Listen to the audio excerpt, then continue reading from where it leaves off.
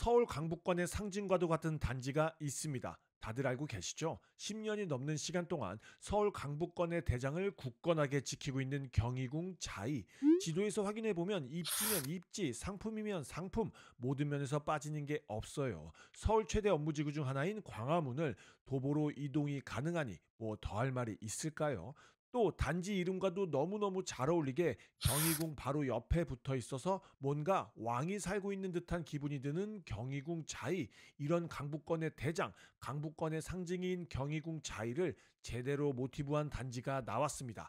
이름하여 창경궁 롯데캐슬 시그니처. 그런데 아쉽게도 경희궁 자이와 느낌이 많이 다릅니다.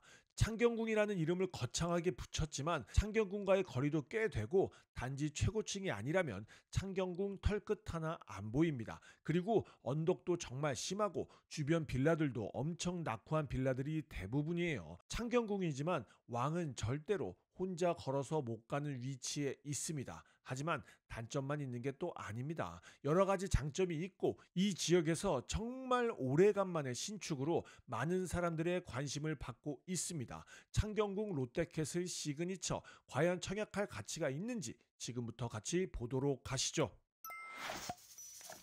창경궁 롯데캐슬 시그니처 사업 개요부터 보겠습니다. 위치는 성북구 삼선동 2가 296번지 일대, 지하 4층부터 지상 18층까지 19개 동으로 총 1223세대 중 특별 공급 249세대, 일반 공급 260세대, 이번 공급 물량은 509세대로 서울 청약 치고는 적지 않은 물량이에요. 입주 예정 시기는 2017년 4월입니다. 공급 대상을 보면 59제곱미터 3개 타입, 84제곱미터 1개 타입, 총 4개 타입으로 선호도가 가장 높은 타입으로만 구성되어 있습니다.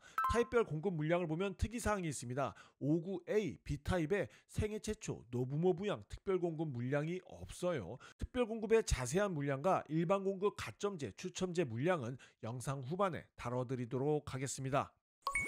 입지 환경을 보도록 하겠습니다. 먼저 창경궁 롯데캐슬 시그니처는 엄청난 언덕을 타고 올라가야 합니다. 방심하면 안 돼요. 여름에 다니면 땀 범벅이 안 될 수가 없습니다. 좋게 생각해서 운동 엄청 되는 거예요. 그리고 단지 주변에는 빨간 벽돌로 된 오래된 주택들, 낙후된 빌라, 상가가 질비합니다.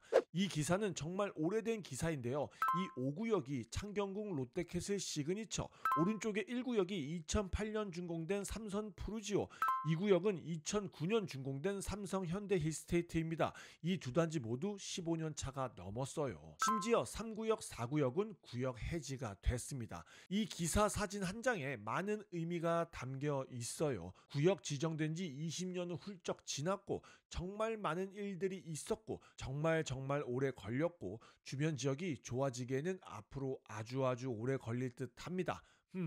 하지만 이런 게 크게 부정적인 요인은 아니라고 생각합니다. 물론 부정적으로 보면 한없이 부정적으로 볼 수 있죠. 신도시처럼 구역 전체를 깨끗하게 정비하고 계획적으로 개발하면 너무나도 좋겠지만 실질적으로 서울 구도심 개발은 그렇게 하기 힘든 게 사실입니다. 창경궁 롯데캐슬 시그니처의 치명적인 단점, 주변에 낙후된 시설들, 헛소리 나는 언덕을 말씀드렸으니 이제 장점을 말씀드려 보도록 할까요? 가장 큰 장점은 뭐니 해도 서울 주요 업무지역까지의 접근성입니다. 우리의 인생처럼 창경궁 롯데캐슬 시그니처도 오르막이 있으면 내리막이 있습니다. 내리막길을 도보로 이용하면 4호선 한성대 입구역까지 약 10분, 6호선 보문역까지 약 20분 소요됩니다. 4호선 한성대 입구역을 이용하면 광화문역까지 약 17분, 서울역까지 약 13분, 사당역까지 약 30분, 강남역까지는 2번 환승해서 약 27분 소요됩니다. 6호선 보문역을 이용하면 공동역까지 약 21분,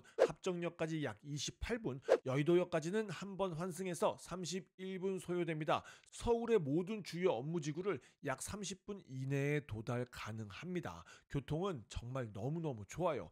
또 초, 중, 고뿐만 아니라 대학교까지 도보 5분 거리에 위치하고 있고 대한민국에서 가장 문화활동을 많이 즐길 수 있는 대학로가 도보로 이동 가능합니다. 굳이 또 단점을 꼽자면 대형마트, 백화점이 거리가 조금 있어요. 가장 가까운 대형마트는 약 4km 떨어져 있고 가장 가까운 백화점은 약 5km 떨어져 있습니다. 이 점이 많이 아쉬워요. 하지만 대형마트나 쇼핑센터가 먼 것 빼고는 서울 구도심인 만큼 인프라는 괜찮습니다.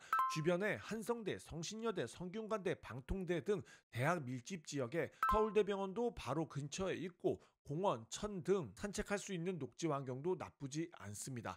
단지 이름인 창경궁이 도보로 이동하기에 무리가 있는 점은 조금 아쉽긴 해요. 결론, 솔직히 말씀드려서 서울 주요 업무지구의 이동이 빠른 것 말고는 아주 큰 장점은 없는 듯합니다. 솔까 단점이 더 많죠. 하지만 서울 주요 업무지구와의 거리, 소요시간은 이 단점을 모두 상쇄시킬 수 있는 아주 큰 장점이라고 생각합니다. 신축이 아주 귀한 이 지역에서 당연히 수요는 넘쳐 흐를 것으로 예상됩니다. 입지 분석 끝!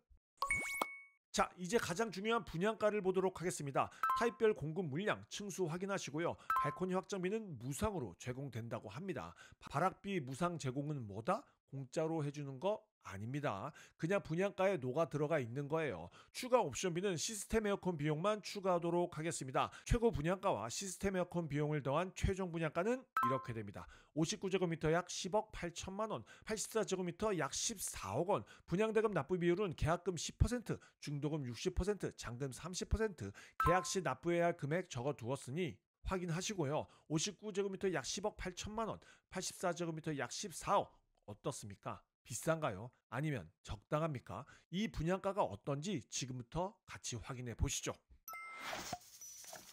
창경궁 롯데캐슬 시그니처 1223세대 27년 4월 준공으로 59제곱미터 약 10억 8천만 원, 84제곱미터 약 14억 원. 먼저 조금 전에 언급했던 삼선 1, 2구역, 삼선 푸르지오, 삼선 현대 힐스테이트 같은 경우는 16년, 17년 차로 사실 비교하기에는 무리가 있습니다. 그래도 최근 시거래 기준 1개월 평균을 보면 59제곱미터 약 7억 3,500만 원, 84제곱미터 약 8억 5천만 원으로 거래가 됐습니다. 확실히 15년 이상 차이가 나기 때문에 분양가와 꽤 많은 차이가 나네요. 사실 이 근방에는 정말로 신축이 없습니다. 그래서 비교할 단지가 마땅히 없어요. 이 지역에서 가장 최근에 준공된 단지는 바로 윗단지 430세대 12년 4월 준공으로 13년 차가 된 삼선 SK뷰.